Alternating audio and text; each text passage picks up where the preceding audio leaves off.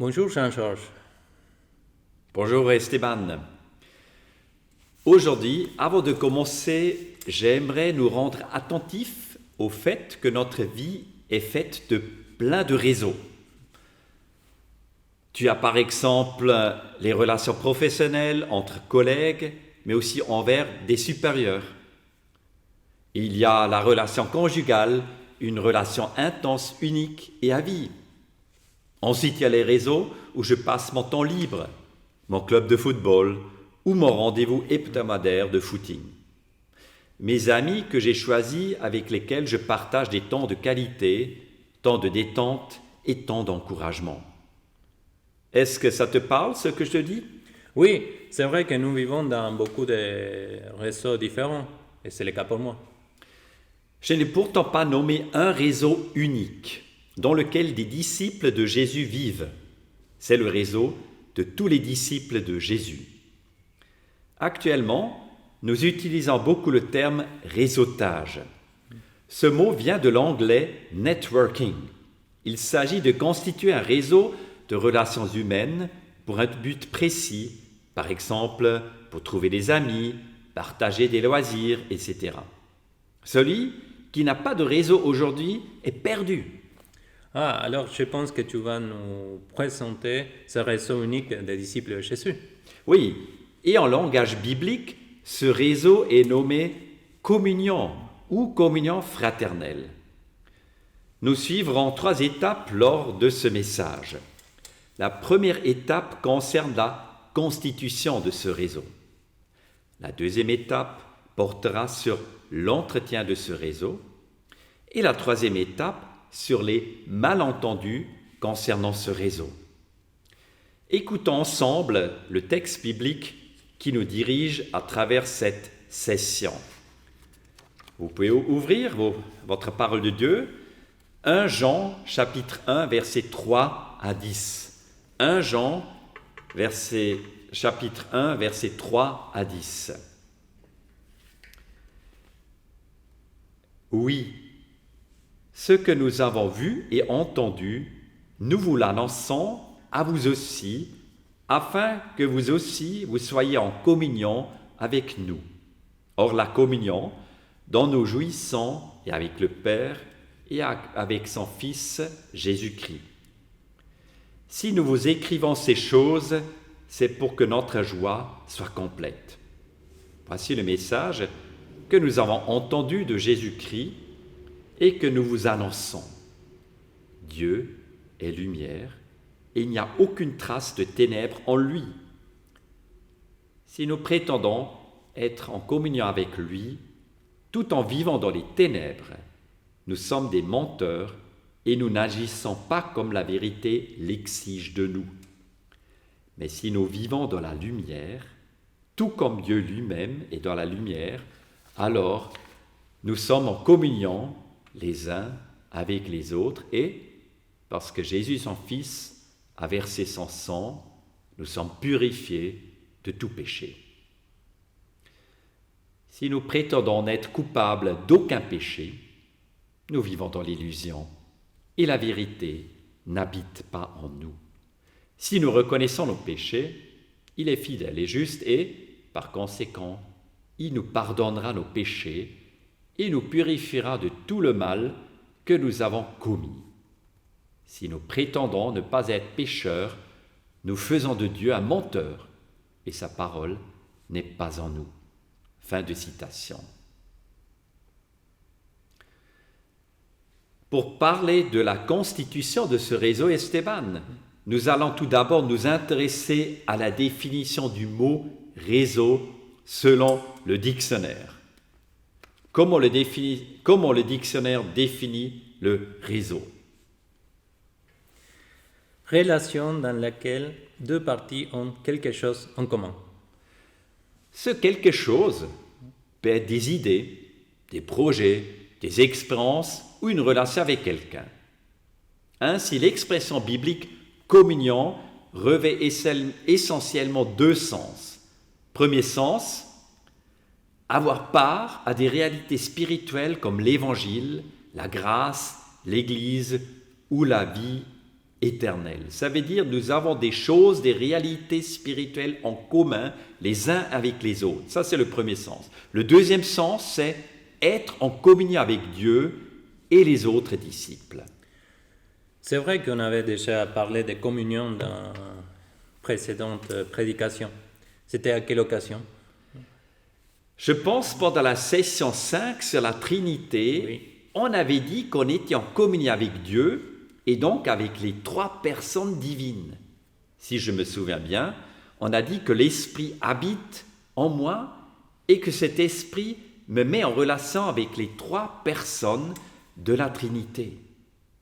Je suis donc en communion avec Dieu le Père, le Fils et l'Esprit parce que ce dernier, l'Esprit, habite en moi. Ça, c'était la leçon 5. La prédication 6, on avait parlé de l'Église et de la manière dont nous vivons ensemble. On avait dit que nous ne choisissons pas d'être membres de l'Église de Jésus, mais que nous sommes tombés dedans, comme Obélix pendant notre conversion. Pour résumer, l'Église de Dieu est donc formée de la communion qu'ont tous les disciples avec la Trinité et de notre foi commune en l'Évangile. Je prends part à l'Évangile et je suis en communion avec Dieu et les autres disciples de Jésus. Si j'ai bien compris, l'Évangile et le Saint-Esprit font naître une communion, une association de personnes qui partagent leur foi en Jésus. C'est comme ça que se constitue ce réseau. Mais est-ce que ça ne ressemble pas à n'importe quel réseau ou groupe de personnes? Non, pas du tout. Certes, l'Église, comme toutes les autres associations, organise des événements, crée des liens sociaux, comme un club de sport ou un orchestre amateur. Ça, c'est l'expression sociale visible de l'Église. Mais derrière cette expression visible se cache une réalité spirituelle qui est en fait son originalité et sa différence. L'Église ne se constitue pas d'elle-même. Elle est créée par l'Esprit de Dieu et les biens spirituels auxquels ses membres s'attachent. C'est ce qui fait sa différence fondamentale par rapport aux autres réseaux mentionnés au début de notre émission. Je comprends cette spécificité, mais j'ai du mal à comprendre qu'est-ce que ça implique concrètement. Tu as raison, Esteban. Parlons du concret et du réseautage. Pour éclairer mon propos, lisons 1 Jean 1, verset 3. Oui, ce que nous avons vu et entendu, nous vous l'annonçons à vous aussi, afin que vous aussi, vous soyez en communion avec nous. Or, la communion dont nous jouissons est avec le Père et avec son Fils Jésus. Qu'est-ce que ce texte a à voir avec l'effet de réseauter? Jean, l'auteur de l'épître, décrit la mise en place du réseau chrétien, entre guillemets. Il écrit une lettre pour entrer en communion avec les destinataires de son message. Le « nous » dans ce verset représente la communauté de Jean et le « vous » dans le texte, la communauté de destination de cette épître. Nous connaissons les deux éléments qui font naître une communion. Nous les avons vus déjà au début de mon message. Les deux éléments sont, premièrement, partager une foi commune et deuxièmement, être en communion avec Dieu. La foi commune est décrite au verset précédent, où il est question de la vie éternelle. Jean témoigne de la vie éternelle, le message de l'Évangile. La communion avec Dieu est manifestée par Dieu, le Père et Jésus-Christ.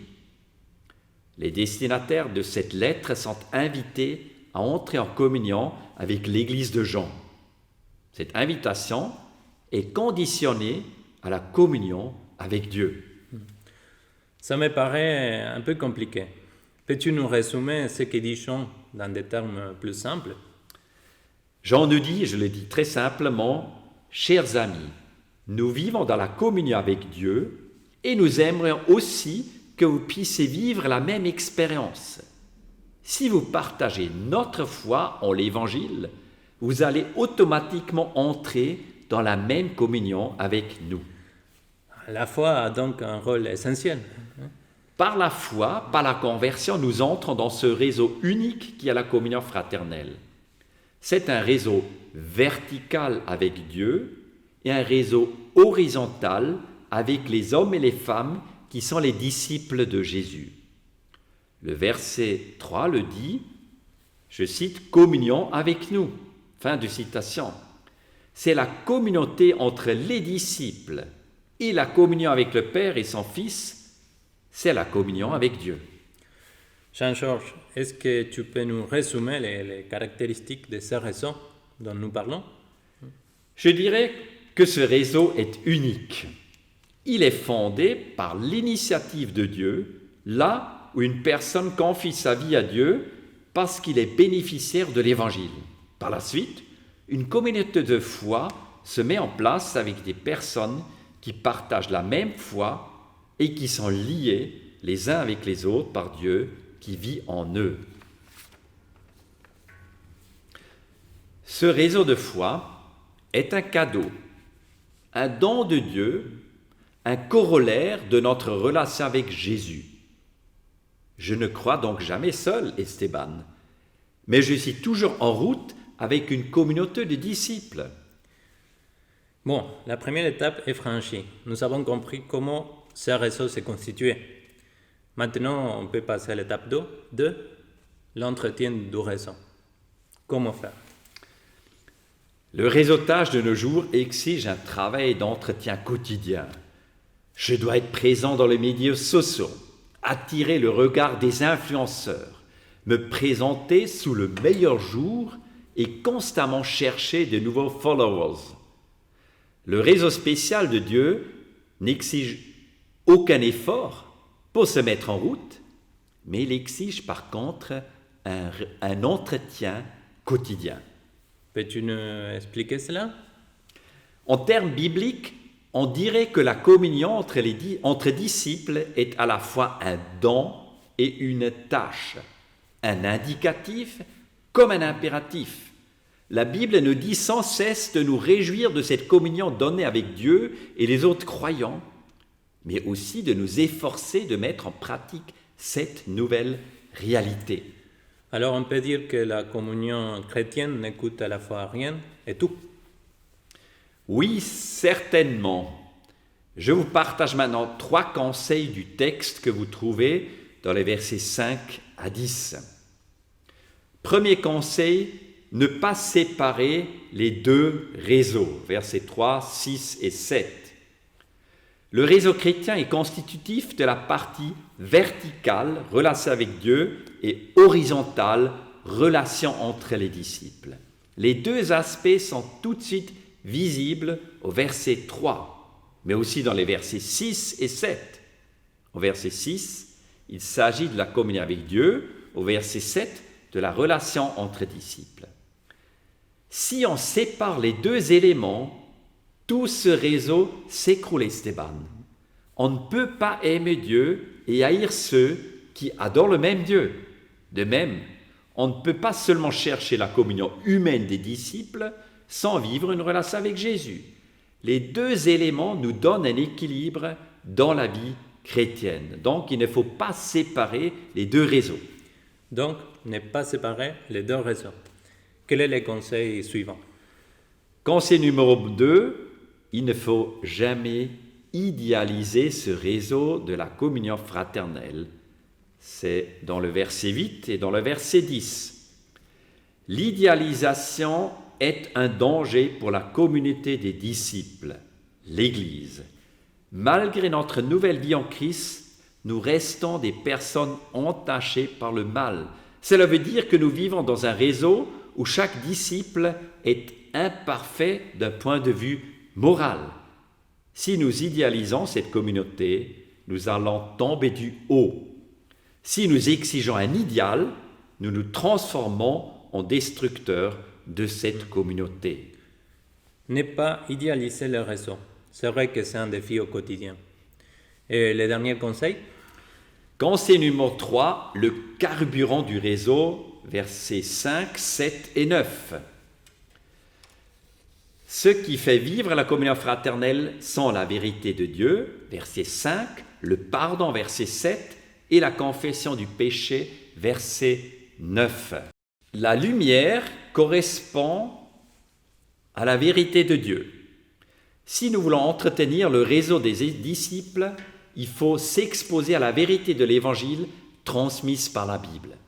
La Bible, nous l'avons entendu à maintes reprises, nous montre sans retenue qui je suis et qui est Dieu. La vérité de Dieu nous fait marcher sur ce chemin. Nous appliquons la vérité à notre vie. Nous comprenons assez rapidement si nous avons emprunté un mauvais chemin. Cette désillusion constante nous mène au pardon de Jésus, toujours accessible par la confession de mon tort face à Dieu. Je lis encore plus simplement. Le carburant de notre réseau unique consiste à ce que j'apprenne à demander pardon de plus en plus rapidement à Dieu, mais aussi aux autres disciples de mon Église. Ok, c'est plus clair pour moi concernant ce que tu as appelé l'entretien du réseau. Mais tu évoquais encore une troisième étape, les malentendus concernant ce réseau. Tu avais quoi à l'esprit? C'est l'application de ce que nous avons parlé. Pour voir si vous avez bien tout saisi, je vous propose un petit test pour voir si vous avez compris la nature de ce réseau unique. Alors, il y a 3 réponses possibles. Vous pouvez répondre soit oui à la question, soit non, ou soit oui et non. Ok, je vais lire et tu vas donner la réponse par la suite. 1. Le réseau des disciples est une association comme une autre? Alors là, c'est toute une question difficile. Qu'est-ce que vous avez mis, hein? Alors finalement, la réponse est oui et non. Oui, l'Église est un groupe d'hommes comme une autre association aussi. Mais il y a aussi le non, parce que l'Église est créée par Dieu. Nous ne sommes pas choisis, mais c'est Dieu qui nous a choisis et c'est lui qui nous a intégrés dans l'Église ou intégrés dans la communion fraternelle. Donc la bonne réponse est oui et non. D'accord. 2. Je peux me passer de ce réseau des disciples? Non, on ne peut pas se passer parce que je ne peux jamais croire seul. Je ne peux pas prier le Notre Père seul. Ça s'appelle le Notre Père. Malheureusement, de plus en plus de chrétiens évangéliques pensent que c'est possible. Non. Sinon, la mort spirituelle est programmée. D'accord. Et 3. Le réseau des disciples est comme un groupe d'amis? Non. Il ne faut pas confondre amitié avec communion fraternelle. C'est l'Esprit de Dieu qui nous met en communion les uns avec les autres. C'est pour que je parlais d'un réseau unique. C'est une relation unique. Ok. Et 4.